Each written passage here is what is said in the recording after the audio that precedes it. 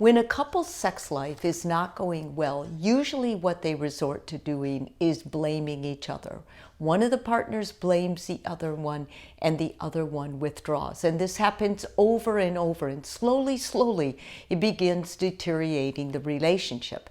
Because the most important things in a relationship, especially a marriage, are communication, sex, and money. And when sex is not going well, then usually it affects the other two areas, the communication especially.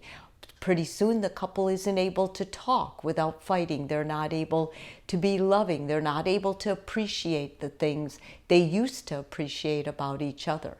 It's very sad at this point when one of the partners chooses to be unfaithful and cheats with someone else. It's especially heartbreaking to me as a therapist because it's not difficult to make your sex life better. I think many times we think it's something so large that we can't begin making changes in it. But you know, it's really not. When you break it down, what happens is couples focus on the sex act. And when you focus on the sex act and you're no longer communicating or connected emotionally, it feels awkward. I mean, actually, you don't want to be with the person. And low libido can be a medical thing going on as well as an emotional thing. So today, I want to give you 3 things that I want you to start practicing in your marriage.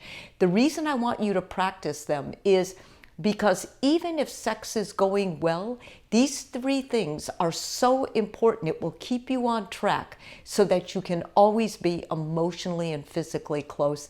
And it's one of the main ways we prevent infidelity in a relationship. So let's talk about them. The first one is boundaries. It's so important that you continue to really prioritize your relationship no matter what's going on in your life. If you're giving so much to work or so much to parenting that you have nothing left at the end of the day, you just want to lay down and sleep, then there's something else going on. Go to the doctor, get checked, but mostly start looking at your schedule. Start looking at what you do during the day and make sure that relationship has the biggest part of the pie. When you have to section things out, that might mean that the husband and wife have to do chores together. They have to figure out how everybody's going to help at home so no one person is doing everything. And it also may mean you need to tell your coworkers and your boss, I need to cut back. I cannot be doing this stuff every evening and on weekends because it's taking time away from my marriage and I need to keep that sacred. And I mean, that is a brave move, but you deserve it, and so does your spouse. Secondly, it's important that the 2 of you talk about your intimacy. What parts of your sex life do you enjoy? Do you enjoy the touching? Do you enjoy the kissing? Do you enjoy the hugging? Do you want more hand-holding when you're out? What do you want? What do you need? Make sure your partner knows that. A couple should have a talk about their intimacy at least once a month. If you're feeling like you don't know what to talk about on those date nights, talking about how you want to touch, how you want more intimacy together, what feels good, what drives you crazy about your partner, those things are vital. Keep sharing those.